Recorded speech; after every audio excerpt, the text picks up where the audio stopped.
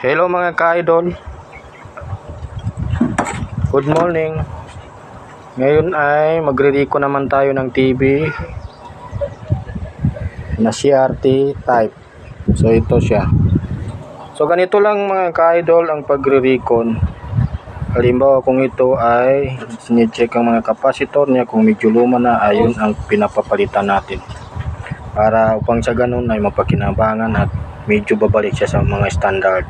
So ganito, medyo hindi na nakatayo ng matuwid, ay ibig sabihin ay lumobo yung doon sa ilalim, kaya dapat na itong papalitan.